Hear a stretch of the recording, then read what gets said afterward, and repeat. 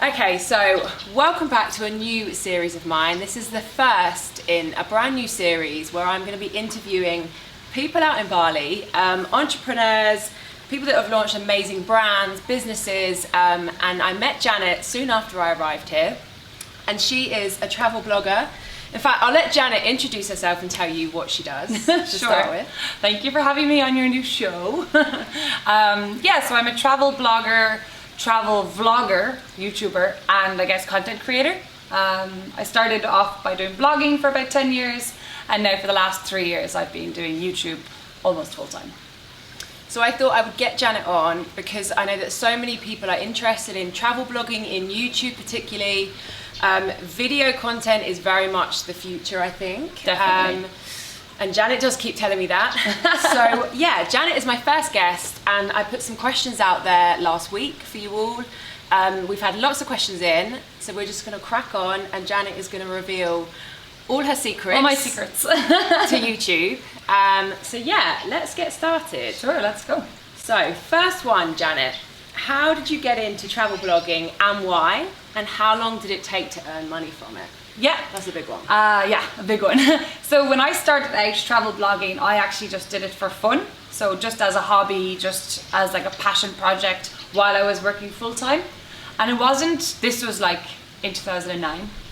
So like 12 years ago. Yeah, a long time ago. So what, 12 or 13 years. And it wasn't for a few years actually that I realized I saw other people were making money. And I was like, wait a second, you can make money and travel the world and do this as a full-time job. The best job in the world. Yeah, so then once I realized that, I kind of worked much harder in my blog, and it really happened very fast for me then. Once I realized it could be done, I started like working for Lonely Planet, and I started working for Skyscanner and a few big travel companies. I think in one summer I wrote 200 articles for Lonely Planet. That's quite a lot.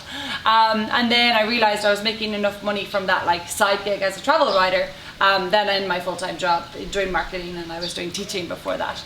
So then I gave, I think, 2 weeks notice, booked a one-way flight to South Africa. That was in August 2015, and I've been on the road since then. So that's kind of been your home on the road. You've not actually been back home and spent prolonged periods of time there? In Ireland. Wow. Cork in the south of Ireland is where I'm from. So no, I mean maybe a few weeks here and there obviously to visit family. But mainly I've been basing myself between Bali and Cape Town in South Africa. I normally swap. I love that place. Yeah, same. It's like one of my favorite places.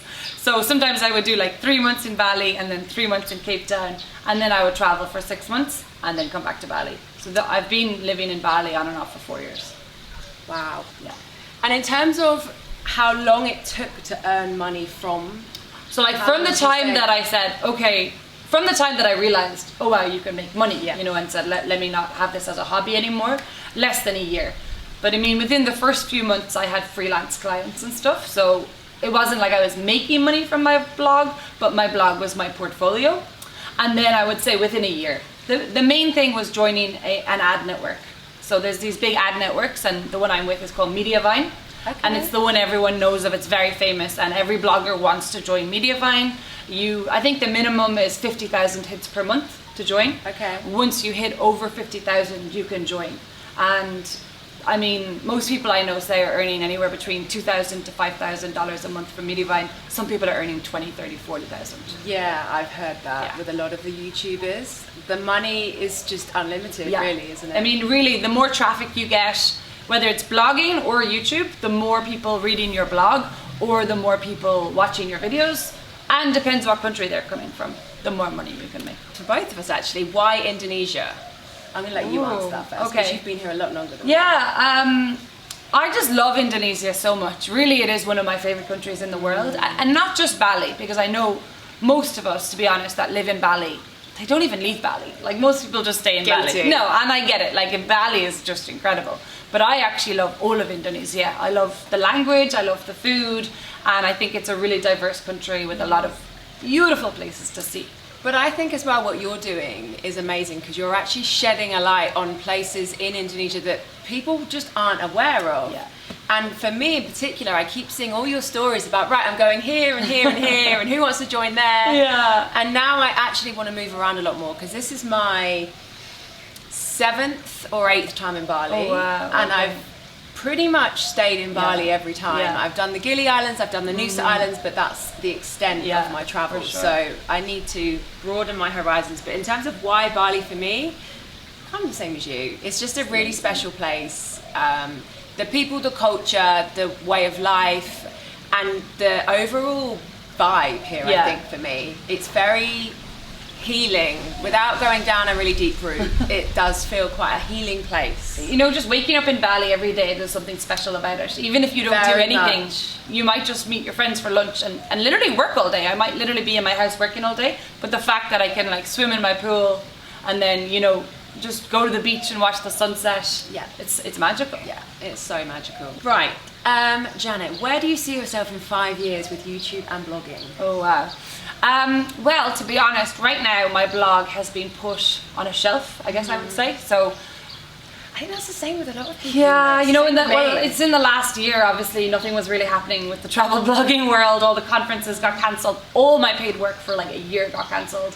And I don't think it's going to pick up this year, sadly. So I don't really see the point in me putting in all this effort to a blog that no one is reading. No one's reading how to travel to Ireland, things to do in Bali, because nobody is traveling, you know? So I put that on hold, and then in the last year I've really gone for YouTube, and my YouTube is now growing really fast.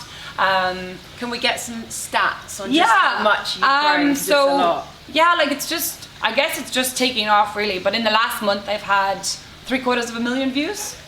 Wow. Yeah, so 750,000. So And that's what a do you lot, think like. the reason for that is? I think two things. I've been building on it since I got back to Bali for sure. So I've been doing Bali videos, Indonesia videos. One of the main things for me is when I travel, I do a series. So I won't just do one video. I'm not going to go to East Java for 2 weeks and just Do one. Which some people do. They will travel for 2 weeks and then they'll sit down and edit one video. I'm more of like a daily vlogger. Like every single day, at the end of the day, I'll literally sit down and edit a video and post a video. And then So the next good. day I'll do it again and again. So people are following the journey and they're getting invested in it. Yeah. So after 2 or 3 videos, they're like, where's Janet now?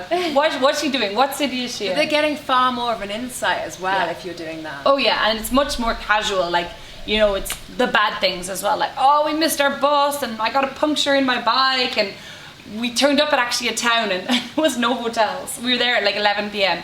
There wasn't a single hotel in this town. So we had to drive like 2 hours backwards to another town. And I share that, you know? But I think that's great, and that also is the way in which social media as a whole, I think, is moving. Yeah. This unfiltered version of Just a life. bit more authentic, a bit more real. The Yeah. ups, the downs. Yep, definitely. Yeah. So I think that's the answer to like why it's growing. And partly is the series where people keep coming back. And I think right now I'm growing my Indonesian audience because no one else is, like, people aren't traveling. So they're kind of just interested in me traveling around their country. Making YouTube can provide significant income. Do travel bloggers get... So this is a separate question, actually. Yeah. Let's do the first one. Making YouTube can provide significant income. That's actually a question. It's- Okay. Yeah, It's not worded that the it's best. very true, you know, so it totally depends on what niche you're in. For example, people that are making YouTube videos about cars or cryptocurrency or stocks and trading, like per 1,000 views, they can make insane money because the people that put ads on those videos are paying way more. Travel doesn't pay as well, and certain niches don't pay as well, but then you might get more views. Do you promote your videos to maximize views? No, don't? it's all organic. I mean, I will share my video link on my Instagram, but like But you don't promote them through, what is it? like Google ads or something. ads No. No. I'm not gonna pay to promote my video because like I make money per ad that's on my video, so there's no point in spending that money. Sure. Yeah. And then the next question was, do travel bloggers get working visas provided for them? That totally depends, actually. Like, so sometimes if I was to work with a tourism board, that tourism board was to invite me to their country, they might get me a visa to go there. But most of the time, you are just on a tourism visa because like the tourism board invites you, you travel around, and then you go home and you do the work. You know, you go home and you edit the videos, but it totally depends. And in terms of the travel that you're personally doing right now all around Indonesia, is that generally collaborations with hotels, or is it generally you just finding places that you're really interested in? Yeah, so in Bali, I was, in the past, I've collaborated with a lot of different hotels and stuff, just to like make videos about unique Airbnbs or, you know, bamboo huts up in the mountains or whatever. But now I'm more inclined to not do collaborations because you have way more freedom to make the videos that you want to make, and there's no pressure on you. You can be totally honest, and I'm just going to the places I want to go, and I'm staying in like sometimes quite basic accommodation, which I don't mind. I think it makes for a more like interesting video. Oh, 100%. Yeah. So someone else has said, my question for Janet is, how long does it take for my channel to be notified on YouTube platform? Do you have to continuously upload? I don't really know what that means. I don't know what notified means. Maybe she means like recognized or noticed. Maybe, yeah. I mean, it totally depends. I actually met some YouTubers this morning for breakfast. They're really new and they're just starting, and they were like looking for advice, you know? And it really depends on what niche you are as well, but I would just say consistency. Decide when you're gonna upload a video, say once a week, and stick to it. Every week, no matter what. Even if you're like, oh, I don't know what I'm going to make a video about. No, you just have to sit down, whatever, do a daily vlog. Yeah. You need to upload how many times a week? Right now I'm uploading like 3 times a week. Wow. At least. How was your income before YouTube? So before YouTube, my full-time income was from my travel blog. The blogging. And it was actually my full-time income for like 5 years, 5 or longer. But would you have maybe. called yourself a journalist? No, I mean, so I was a journalist before I was a blogger, and then I was like I worked for a newspaper, I worked for like Lonely Planet and places like that. But once I made the transition to my blog, I would say I was a blogger, because a blogger, you wear many hats. Like you're doing content creation, videos, Instagram, photography. It's a full-time job. Yeah, I can definitely vouch for that. What program do you edit your videos on? I actually just use iMovie. It's like the most basic software, but it works really well, and it's quick. Can you recommend a free editing software? iMovie is free if you have a MacBook, I think. And then if you just want to edit on your phone, there's an app called InShot, I think, that some people use. It's really, really good. Highly recommend that. So particularly if you are just vlogging on your phone, which, by the way, you can totally do. Totally. I mean, if I was to start doing daily vlogs, I would not be using my camera. Oh no, I'd be using too much. Phone. Yeah. I'm doing a daily vlog today, and I'm actually just using my phone. Yeah. How long do you think YouTube videos should be? And do you think you should alter a YouTube video for Instagram? Okay.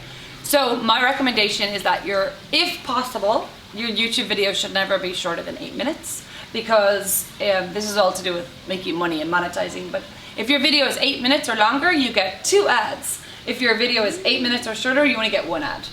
So it's quite a key thing, you know. And also, if you're building up to get monetized and you need 4,000 hours of watch time, you're going to want your videos to be longer. Is there a maximum?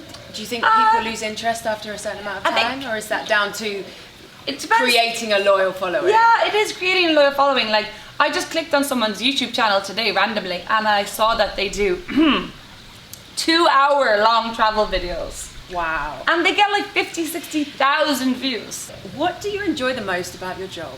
Yeah.